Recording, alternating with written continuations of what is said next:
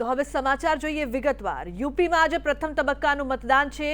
પશ્ચિમ ઉત્તર પ્રદેશમાં આજે મતદાન થઈ રહ્યું છે, જેમાં 11 જિલ્લામાં 58 બેઠકો પર મતદાન કરવામાં આવી રહ્યું છે। આજે 623 ઉમેદવારોનું ભાવિ નક્કી થશે। 11 જિલ્લામાં 2.27 કરોડ મતદારો છે કે જે તમામ જે નેતાઓ છે, ઉમેદવારો છે, તેમના ભાવિનો આજે ફેસલો કરવાના છે। ઉત્તર પ્રદેશની ચૂંટણી આમ પણ ખૂબ જ મહત્વપૂર્ણ માનવામાં આવે છે અને આ જે બેઠકો છે તે પણ તેટલી જ મહત્વની।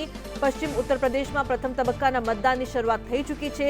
સવારના સમયથી જે લોકો છે તે મોટી માત્રામાં નથી આવ્યા, પરંતુ ધીમે ધીમે મતદાન વધશે તેવી પણ આશા છે। 623 ઉમેદવારો છે કે જેમના ભવિષ્યનો આજે ફેસલો આ તમામ મતદારો કરશે। યુપીમાં કેવો વિકાસ થશે, યુપીની જે સમસ્યાઓ છે તે તમામ બાબતોને લઈને કોના પર જે મતદારો છે તે તેમનો જે રિઝલ્ટ છે, તેમની જે મોટી એક પરીક્ષા છે તે તમામ પરીક્ષાનો ફેસલો આજે થશે। યુપીના પ્રથમ તબક્કાના મતદાનમાં ઘણી બધી જે સીટો છે તે મહત્વની છે, જેમાં મથુરા, અલીગઢ સૌથી મહત્વની સીટ માનવામાં આવે છે અને પીએમ મોદીએ પણ મતદારો માટે ટ્વીટ કરીને મતદારોને ઉત્સાહ સાથે મતદાન કરવાની અપીલ કરી, સાથે સાથે કોવિડ નિયમોના પાલન સાથે મતદાન કરવાની અપીલ કરી। પહેલા મતદાન પછી જલપાન તેવું પણ પીએમ મોદીએ ટ્વીટ કરીને કહ્યું છે।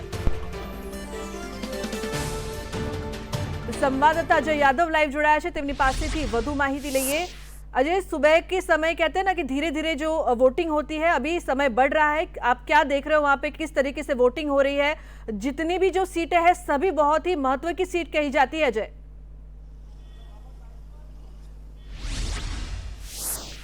देखिए, निश्चित तौर पे सबसे पहले लुबना मैं ये बताना चाहूँगा कि मैं इस वक्त मथुरा विधानसभा क्षेत्र में हूँ और खास करके मथुरा विधानसभा सीट से जो भारतीय जनता पार्टी के उम्मीदवार हैं श्रीकांत शर्मा बनाए गए हैं, जो कि 2017 में इसी सीट से विधायक रह चुके हैं और योगी सरकार में मंत्री रह चुके हैं।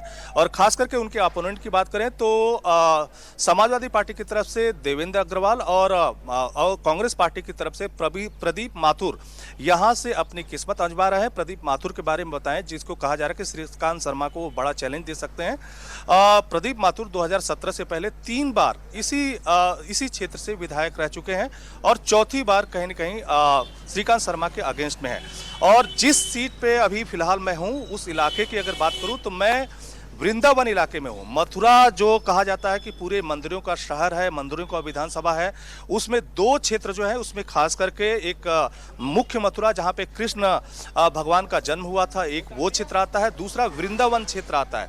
वृंदावन क्षेत्र का मतलब ये होता है कि भगवान कृष्ण की तरफ से जो रासलीलाएं की गई थी वो इसी इलाके में होती है। और यहाँ पर जो सबसे बड़ा मंदिर है बांके बिहारी मंदिर है। और उस मंदिर के बारे में जो सबसे दिलचस्प बात कही जाती है कि मथुरा के जो अधिकतर मंदिर हैं वो 5 बजे सुबह या 5 से 6 बजे के सुबह के बीच खुलना शुरू हो जाते हैं, लेकिन बांके बिहारी मंदिर जो है 8:30 बजे से 9 बजे के बीच खुलता है। तो इसकी वजह बताई जाती है कि चूंकि जो कृष्ण है रासलीला करने के बाद रात भर जब लौटते हैं तो वो सोते हैं और ऐसे में उनको किसी तरह का डिस्टर्ब ना हो, इसीलिए मंदिर को 8:30 बजे के बाद खोला जाता है भक्तों के लिए।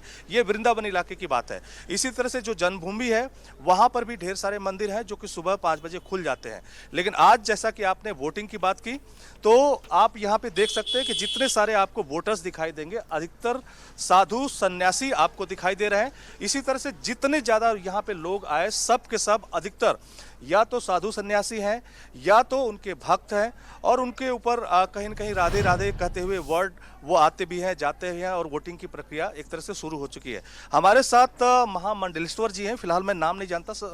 गुरु जी, आपका नाम क्या होगा? स्वामी भास्करानंद। स्वामी भास्करानंद जी, अच्छा ये बताइए कि आप सन्यासी भी हैं और आप वोटिंग करने के लिए जब आए हुए हैं तो एक सन्यासी के मन में वोट करते हुए क्या दिमाग में आता है कि किन मुद्दों पर वो वोट करना चाहते हैं?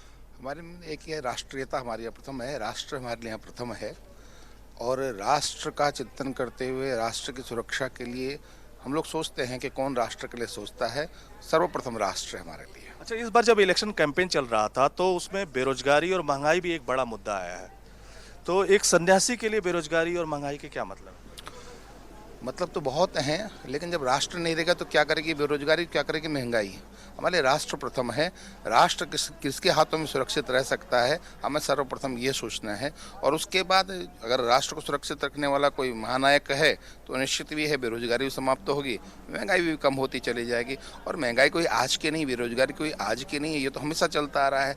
जिस तरह से जनसंख्या बढ़ रही है, किसी परमात्मा भी आ जाए तो भी सबको रोजगार नहीं दे सकते हैं। जिस तरह से आबादी बढ़ रही है, दिन दुनी रात चौगुनी बढ़ रही है, और विशेष रूप से एक तबका जो अपनी आबादी बढ़ाने में जो है भयंकर रूप से लगा हुआ है, तो किसी संभव ही नहीं कि सबको रोजगार दिया जाए। लेकिन तब भी राष्ट्र चिंतन पहले है, राष्ट्र को सोचते हम लोग आगे चलते हैं। अरे पूरा मथुरा जो तीर्थ क्षेत्र माना जाता है, तो अगर खास करके पिछली गवर्नमेंट की बात करें या अभी जो मौजूदा गवर्नमेंट चल रही है, तो यहाँ विकास के स्तर पे मथुरा तीर्थ क्षेत्र का विकास कैसा हुआ है?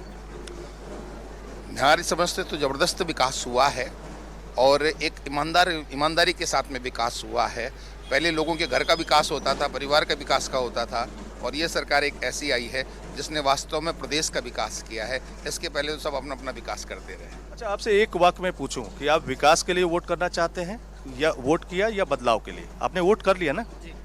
बिल्कुल, विकास के साथ साथ मनुष्य का भी विकास हो। जब संस्कृति और संस्कारों की रक्षा होती है तो निश्चित ही बेरोजगारी भी दूर होगी और विकास भी होगा। अच्छा, दूसरे साधु भी हैं। अच्छा, ये बताइए कि आप किस मंदिर से जुड़े हुए हैं? मैं हनुमान जी के मंदिर से जुड़ा हुआ हूँ।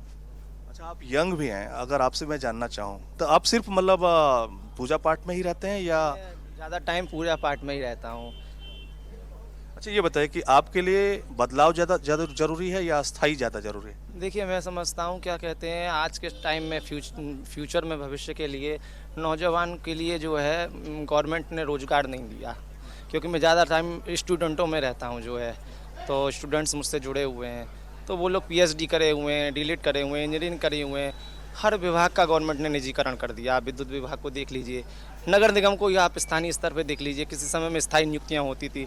संस्कृत जगत में आप देख लीजिए, क्या कहते हैं, संस्कृत विभाग में नियुक्तियाँ होती थी, संस्कृत विभाग में नियुक्तियाँ नहीं हुई टीचरों की जो है, सब बैन लगा रखे हैं। हर विभाग में नियुक्तियों पर रोक है, नियुक्तियाँ नहीं करी गवर्नमेंट ने जो है, भर्ती ढंग से नहीं कर पाई गवर्नमेंट जो है। तो रोज़गार में सबसे बड़ा मुद्दा मानता हूँ। परिवार में जो है, हम लोग तो चलो अकेले हैं, भंडारा खा के प्रसाद पा के जो गुजारा कर लेंगे, लेकिन जिसके परिवार में 4 लोग हैं, 5 लोग हैं, 10 लोग हैं, माँ बाप अपने बच्चे को पढ़ाता है, लिखाता है, 10 लाख रुपए खर्च करता है, तो बच्चे को रोजगार के नाम पे केवल 10,000 5,000 रुपये मिले तो अपने फैमिली को कैसे चलाएगा? मतलब आपको बदलाव जरूरी लगता है?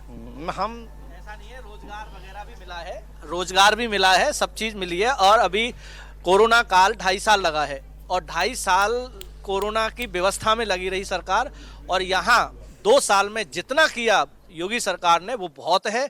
और कोई अगर भुखमरी से मरा हो तो बताएं, कह रहे बेरोजगारी है। कहाँ बेरोजगारी है? उत्तर प्रदेश में कहीं बेरोजगारी नहीं है। और योगी सरकार ने महंगाई बेरोजगारी आपको परेशान नहीं कर रही?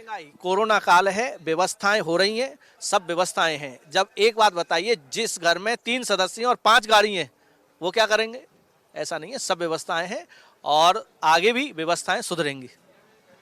तो लुबना, मैं ज़्यादा इन लोगों से नहीं पूछ सकता क्योंकि कोड ऑफ कंडक्ट लगने की वजह से आप ये नहीं पता कर सकते कि किस पार्टी को वोट कर रहे हैं, लेकिन किन मुद्दों पे वोट कर रहे हैं ये हम जानने की जरूर यूपी के चुनाव में बड़ा दिलचस्प रहता है। लेकिन आपके जहाँ पास तक से पश्चिमी उत्तर प्रदेश की ज्यादा बात है तो जानकारी कई हम लेते विधानसभा रहेंगे। सीटें ऐसी है। जी धन्यवाद। मैं एक सवाल और पूछना चाहूंगी कि प्रदीप माथुर और श्रीकांत शर्मा में कांटे की टक्कर कितनी देख रहे हैं आप? क्योंकि यूपी के चुनाव में बड़ा दिलचस्प होने के साथ साथ जो मुद्दे होते हैं वो काफी अलग होते हैं, विकास के अलावा भी।